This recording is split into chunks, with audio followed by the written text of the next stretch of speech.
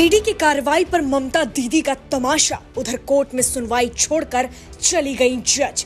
आखिर हाईकोर्ट में ईडी और ममता बनर्जी के बीच ऐसा क्या हुआ कि हालात बेकाबू हो गए।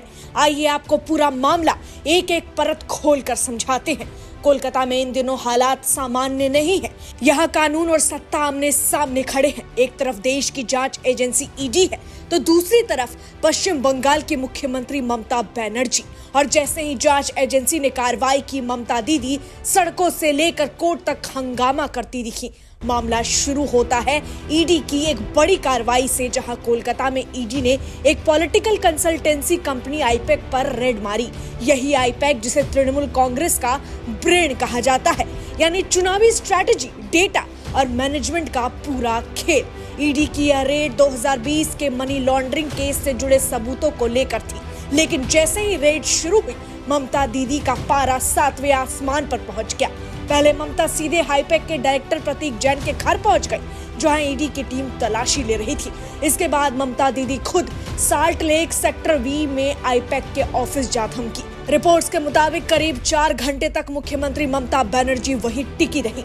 ईडी का आरोप है कि इसी दौरान डॉक्यूमेंट्स और डिजिटल डिवाइस उठाकर ले जाई गई, जो जांच का अहम हिस्सा हो सकती थी। और ममता बनर्जी का जवाब था, ये तृणमूल कांग्रेस की चुनावी स्ट्रैटेजी है। ईडी बीजेपी के इशारे पर इसे चुराना चाहती है, यानी जांच एजेंसी की कार्रवाई को सीधा पॉलिटिकल कॉन्स्पिरेसी से जोड़ दिया गया।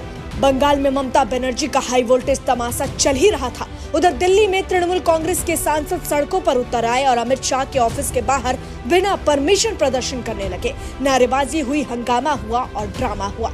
नतीजा साफ था। दिल्ली पुलिस ने डेरेक ओब्रायन, महुआ मोइत्रा, कीर्ति आजाद समेत 8 सांसदों को हिरासत में ले लिया।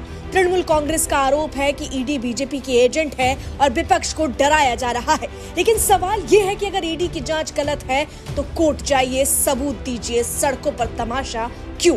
अब ये पूरा मामला पहुंचता है कोलकाता हाई कोर्ट। ईडी भी कोर्ट गई और ममता बनर्जी की तरफ से भी पिटीशन दाखिल की गई। ईडी की मांग थी कि मामले में तुरंत सुनवाई हो और जांच में हुई कथित दखल पर कोर्ट संज्ञान ले। ईडी ने आरोप लगाया कि मुख्यमंत्री ममता बनर्जी, डीजीपी राजीव कुमार और कोलकाता पुलिस कमिश्नर मनोज वर्मा, इन सब ने मिलकर डिजिटल सबूत हटवाए। ईडी अफसरों को गलत तरीके से रोका और जांच में सीधा दखल दिया।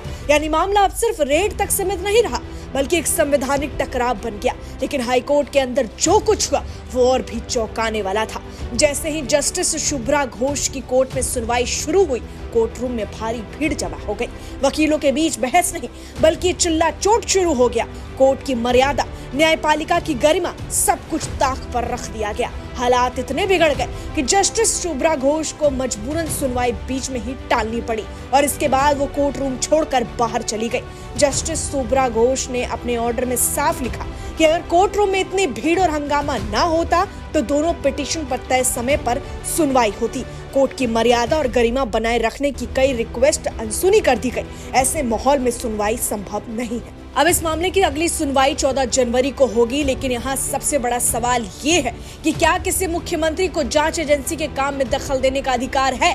क्या कोर्ट रूम को भी पॉलिटिकल अखाड़ा बना दिया जाएगा? ये सही है? और क्या हर जांच को बीजेपी की साजिश बताकर बचाया जा सकता है? अब कानून सवाल पूछता है तो ममता बनर्जी शोर और तमाशे का रास्ता चुनती है। ईडी की रेड हो, दिल्ली में ड्रामा हो या हाईकोर्ट में हंगामा, हर जगह एक ही पैटर्न दिखाई देता है। आरोप है कि जांच से बचने के लिए ममता दीदी दबाव की राजनीति बना रही है।